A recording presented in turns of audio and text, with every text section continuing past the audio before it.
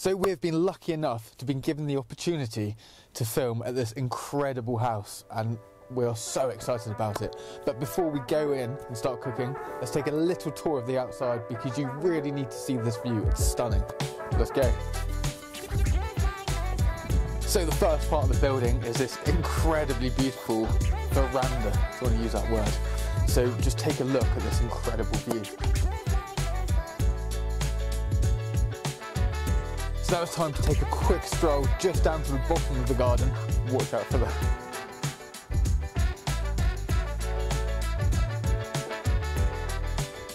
So we've now taken a lovely stroll through the grounds. It's very cold, so let's warm up in the house. Right, so we're going to head straight to the kitchen because that is our favourite place. So here we are in the kitchen, and it is a bloody gorgeous one. As you can see, we've got a really, really nice island, which is just great as a workspace, and for us, because we're filming this video, it just works really well. So we can have the camera just behind it and film everything we need. As you can see, this lovely bit of sourdough bread, that's going to be our lunch. So that was the kitchen we just viewed, but behind the kitchen, all open plan, it's just beautiful. It's a really, really nice dining table, which is great from working from. Have lovely views out the window there as well. Just behind that is a, again, really gorgeous open plan lounge. So it's a very, very nice place to just, kick back and chill and relax. Before we do any cooking, I think it's really important to prepare yourself. The way I do this is I'll normally put on a podcast or some music. When it comes to the choice of podcast, I've heard that Perusai's On a Knife Edge podcast is rather good. Not only will I listen to a podcast or play some music, I also like to indulge in a little tipple. So today we have a lovely Appessimento Puglia Rosso, Italian wine, and it's a very similar process to how they make Amarone. So we'll crack this open and enjoy ourselves. Lovely sound. So we've got the glasses and we've let it just breathe and come up to room temperature because that's when it's at its best. Okay, so now I'm prepared. Now we can get cooking. So this is the part where I show you how to break down a chicken for sauté, is what we learned how to do in college and through most of my career. Admittedly now, I am expecting a chef to run in here and slap me around the face because I'm using this blue board for raw chicken, which is just terrible. But it is the only board I have here. So now the chicken is exposed. I'm going to wash my hands, have another cheeky sip of wine, and we shall continue with this dish. So, just like Anastasia in 50 Shades of Grey, this bird has also been tied up.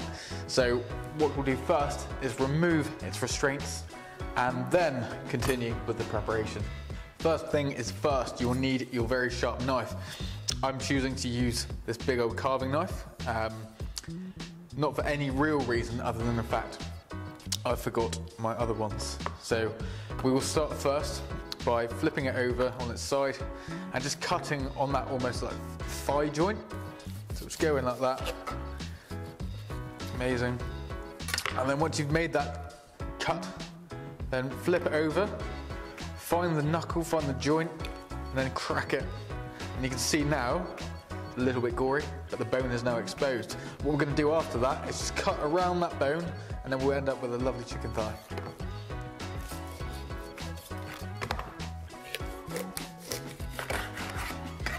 Amazing, so there you go, there's a chicken leg there. That's one ready to go, so that can go in the pan, just out of the way. And now time to do the second one. So again, the same thing, grab it by the leg, maybe up on the side, and then just cut down that joint. Once you get to the bottom, you feel your knife stop. Let's have it on the side again, find the joint, click it back, and then you're just going to cut back down there, like so. And then just like that, another chicken leg all prepped up. So now we have both legs removed. We are going to find the breastplate, which you just run your finger between the breasts. That is an odd sentence I did not think I would be saying today. And you're trying to find that bone, that centre almost plate, that ridge. Once you've found that, grab your knife, I can feel it just about here, and then run your knife down there, like so. Amazing. Perfect. So now we've done that, you can feel the breast has kind of exposed itself. All we're going to do is to try and remove the breast from the bone, just like so, and it should almost just fall off. Ideally, we do want as little waste as possible.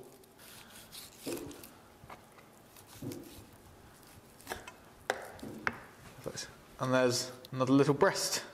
We've got both chicken legs looking fairly tidy, 2 chicken breasts, and now we are going to work on the chicken wings. So once again, very similar with the chicken legs, we're going to cut down towards the joint, so just like that. And now my knife is stopped because of the bone. So then all we're going to do, put the blade down, pop it, like so, and then we're going to try and just cut through. There we go, just like that, trim that off. There you go, there's one chicken wing. In the pan it goes. Same again on this one. We're going to grab it by the wing, cut down towards the joint, just like so. Knife can go back down, pop it, and then just get the blade in between that joint, like so, and then boom, really quickly, really easy. There's another chicken wing all prepared. What I'm about to do now is controversial. However, I assure you it's okay for the purposes of this video. So as you can see now, we have the carcass, which we're going to pop into the pan, or into the tray along with the skin, just bang that in there. And now we're going to start our trivet. So all we're going to do for that is pop it on this board. Again, if you were doing this in a professional place or even at home, make sure you use the right chopping board. Again, I'm only using this because this is the only one I have. So obviously, if you're chopping veg, use a green board, or you can use a wooden board. But if you're chopping meat or fish, meat's red and fish is blue. Really important to know because very bad things can happen if you don't use them properly. So knife skills for you now, which is very important, and considering what we do, we should be quite good at this. We make knives, by the way. So with a leek, I'm going to quickly show you how to prepare a leek properly. So you want to take off the top leaves. They're slightly gnarly, slightly rustic, but again, they're not going to be wasted. We'll use them as part of our sauce later. I'm just going to put them to the side. So leeks are be very, very sandy and gritty, which you do not want when you're eating them because it's disgusting. So to clean them out thoroughly and properly, you want to smash a leek on the side like that, hold it by the root, get the tip of the blade into the leek, and then just draw kind of towards you, like so. So you're just splitting the leek in half, like that. And now all the layers are all exposed, so all we're going to do is just run this underneath the tap, just to clear out any of the grit, any of the sand, so it's a nice clean leek. Oh no, someone called a plumber because we've got a leak.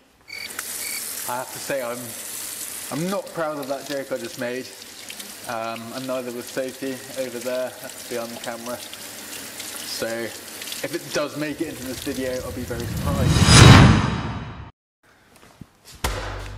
Okay, there's still a little bit of water in that. Now the leek is all cleaned and washed and ready to use, what we're going to do is start to trim it down. So the easiest way to do that and the safest with using a knife is picture yourself as a rather randy little tiger and cup your hand almost like a claw, then place that on top of whatever ingredient it is you're chopping. So with the leek's flat on the chopping board like that, along comes a horny little tiger, claw it and just pinch that leek or that ingredient together. And what you want to do is create almost a flat surface with your knuckles that the surface of the blade will slide down. That way there's no chance, really, of slicing your fingers. Okay, so here comes our friend, the randy little tiger. So we're going to claw it just on top of the leek. Just slide the surface of the blade along your fingers. And then gradually you can build up the speed when you feel confident.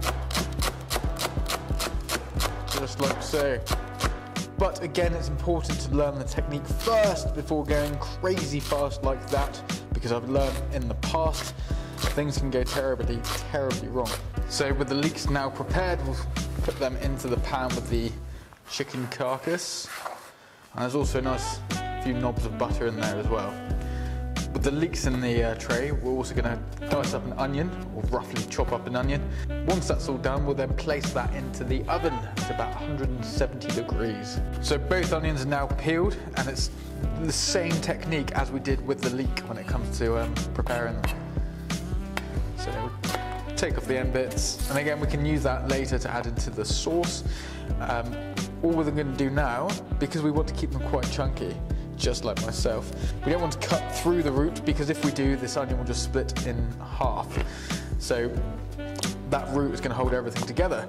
And then again, you just want to claw over the top of your ingredient, in this case the onion, and then let your blade, the surface of the blade, run down your fingers and through, just like so. And there we go, there's the onion all prepared, which we'll then add to the leeks and the chicken carcass. Mix that all up and then roast that off. Time to bung it in the oven. Bung it in the oven doesn't sound so classy, but that's what we're gonna do. Okay, so this is preheated about 170 degrees. With the chicken, I want to cook it really slow, just so it stays really moist. It's the best word I can use to describe what we want. In this pan on the hob currently, we have a little bit of veg stock, some big knobs of butter, some rosemary and some seasoning. We're just going to leave this to cook through just until the butter dissolves into the water and melts. That was a really weird noise, I'm not sure what's happening. That aside, let's move to the next step of this dish. As you can see, our potatoes have been prepared. All we have literally done is just squared the potatoes off. And you can also now see that the butter is pretty much melted away. So we're going to drop these potatoes in, like so.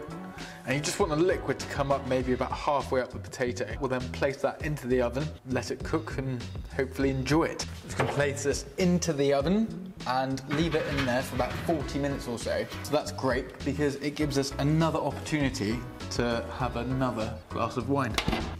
Lovely sound. So one thing I forgot that is really, really vital when it comes to cooking is your apron. It's very important. Obviously, we are representing Peru side because that is us. And yes, these are on our website if you fancy going and checking them out. With all that said, let's proceed with this dish because it smells like we are getting very close to finishing it, which I'm very happy about because I'm quite hungry now. Now, the moment I've been waiting for. Oh yes, that is exactly how I wanted it. Oh, so you can have a look, potentially, you can see everything is caramelized really, really nicely. You can kind of hear it just bubbling away. So what we're going to do now is we are just going to deglaze that pan, and that's just going to loosen off all the flavors that are stuck to the bottom of the pan. So it's going to really intensify the flavor. Very happy with that. So we've just cracked open this beautiful bottle of cider, and when it comes to cooking, it's very important to taste. That's very good. That's very, very, very good. So we've now tasted the cider. Just going to test the wine to make sure that's still okay. That's fine, that's perfect. So now we've done the tasting, it's time to deglaze the pan. So we're just going to deglaze the pan with this wonderful cider. Like so. Yes, very nice. Very nice. That smell is incredible. And I'm going to be kind and leave a little bit of cider for Sophie because she deserves it. So there you go. And to save time, to save washing up, instead of transferring all this into a pan, we're just going to put all of this onto the hob at a really low heat, add a dash of cream into it, and slowly reduce that into our sauce, which is going to be covered on all of that beautiful, succulent, moist chicken. Very, very, very good things are happening with this at the moment. So what we're going to do is just add a dash of cream into that. Oh, the smells from this are absolutely incredible. So the sauce is now slightly reduced, but again, to add more flavour into it, what we're going to do is take out all the chicken we broke down earlier, that is now par cooked, and add that to here and finish it off in the sauce and just keep basting it and basting it. So once again, here comes that word, it stays really, really moist. So the chicken's coming on really nicely and the skin's starting to crisp up. So we're going to add that now in with all that beautiful cider cream sauce. I can now see all the chicken's almost starting to fall off the bone. And once again, the smells are just incredible. It's so sweet. You've got the apples, you've got the wine because it's quite strong. It's just wafting over this way. And then all it is now is just waiting for the fondant potatoes, and then we can plate up. It's now time to plate up, which I'm really looking forward to because my belly is rumbling. So we're just going to pull out the fondant potatoes. They have come out. Look at them. Got a really nice crispy top, and everything below that, because it's been in that stock, in that flavoured water, that doesn't sound as appetizing. Everything below the crispy top is going to be really nice and fluffy, hence fondant potato. Pull that out. Oh yeah. And then we're just going to place this on our beautiful Perusa plate. And then, our chicken in that cider cream sauce is just looking so naughty. Up comes the chicken. Really nice crispy skin. Oh, the sauce has gone really dark, so that flavour's going to be so intense. We'll grab a nice piece of chicken leg because obviously that being on the bone, it's going to be even more succulent and have more flavour. So let's place the chicken leg. Just rest that on the fondant potato. Pour on that lovely cider cream sauce. And there we have our beautiful fondant potato with a really nice, rich cider cream sauce upon a chicken leg, which we broke down. So we really hope you enjoyed that recipe. Feel free to experiment with it, and once again, just have fun, enjoy yourself, drink some wine, listen to music for our podcast. And if you really like this video, it takes a second, click subscribe because it does mean an awful lot. Anyway, I best slide this over now to my girlfriend because she is eyeing it up from a distance. So there you go, Munchkin, I hope you enjoy that. And we'll see you in the next video.